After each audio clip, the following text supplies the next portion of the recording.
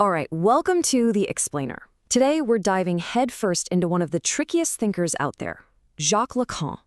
And we're going to lock on to this one really powerful idea that gets right to the heart of his later work, the forgotten act of speaking itself. So this quote right here, this is our puzzle. I know, it sounds super dense, but it's the key that unlocks pretty much everything. What he's basically saying is that we're so focused on the meaning of what someone says, the content, we completely ignore the act of speaking itself. The living, breathing thing they're doing. And in that forgetting, something absolutely crucial gets lost. So, how are we going to tackle this beast? Simple. We've got 5 steps. First, we'll look at how we forget to speak. Then, the analyst's super weird role. After that, we'll unpack the engine of desire itself, explore 2 different ways of experiencing enjoyment, and finally, go beyond truth to something Lacan calls the real. Stick with me, it's going to be a wild ride. Okay, let's dive right in. To really get at the heart of the problem, Lacan sets up this fundamental clash between 2 different ways of listening, the way the university does it and the way a psychoanalytic clinic should do it. So, Lacan basically sets up this showdown. In the university model, the analyst acts like a professor. They're just focused on the content, on the said. But Lacan warns that when the clinic turns into a classroom, he says a big fucking hole just opens up. The living, breathing act of the saying gets totally buried, and that vital connection between the person and their speech just vanishes. Okay, so that right there, that raises a huge question. If the analyst isn't supposed to be a professor, not the person holding all the knowledge, then what in the world are they supposed to be? I mean, really think about that for a second. What is the real job of the analyst in this bizarre setup? And let me tell you, Lacan's answer is designed to totally throw you for a loop, to shock you out of what you think you know. Yep, you saw that correctly. And no, he's not being metaphorical here. Lacan argues that for an analysis to actually work, the analyst has to get over their own resistance to becoming, well, abject. Like a piece of trash, something discarded. So what in the world does he mean by abjection? It means all that knowledge the analyst has, it has to take a backseat. Instead of lecturing, they have to become a placeholder, a kind of void that adapts to whatever the patient is saying. The point isn't to give answers, it's to create a space where the patient's own act of speaking can finally do the heavy lifting. Okay. And this is where things get really interesting, because this whole idea of the analyst as a void, it's not just about therapy. It's actually a map of how human desire works, right from the very beginning. To get it, we have to go way back to the moment we first learned to talk. I mean, come on, we've all been there, right? Either as the kid or the parent. A baby cries, that's pure, raw need. And then the parent steps in and says some version of, use your words.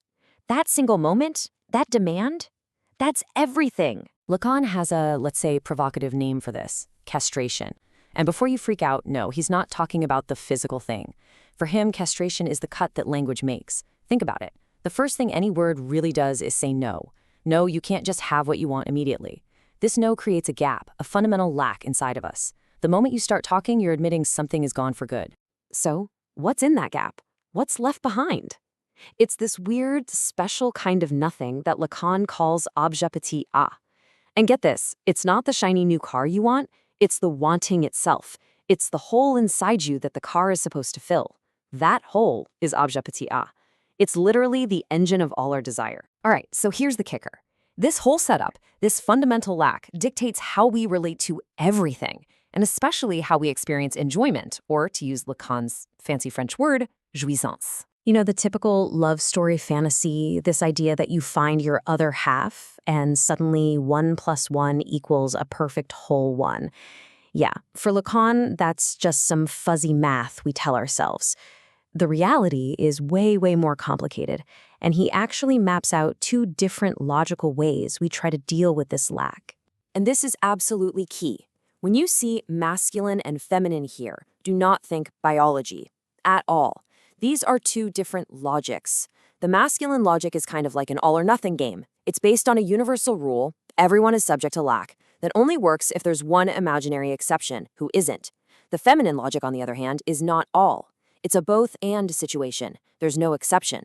So this position relates to the system of lack, but also has access to a different kind of enjoyment, a jouissance that's completely beyond that system.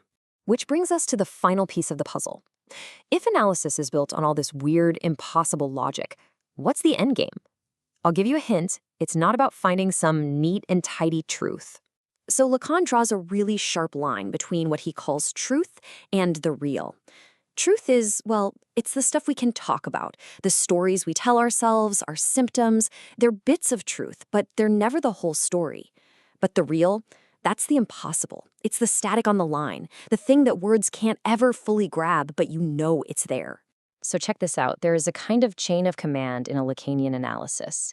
The analyst's job is to serve the patient's act of speaking, the saying. And that act of speaking, its job is to serve the real. It's not about finding some final answer. It's all about trying to just brush up against that impossible thing. And that leads us to this final, absolutely mind-bending idea. A true analyst isn't there to understand anything. Their whole job is to become a kind of stand-in, a placeholder for the real itself. By becoming that discarded, nothing object, they create the space for the patient's own speech to approach the very thing that lies beyond all words. So we've kind of come full circle, right? Back to that first quote. But now think about it differently. If the goal isn't just about getting the truth of what's being said, if it's about touching the impossible, what does that change about how we listen? Not just in a therapist's office, but to anyone, to our friends or family, to ourselves. What are we forgetting behind what is said in what we hear?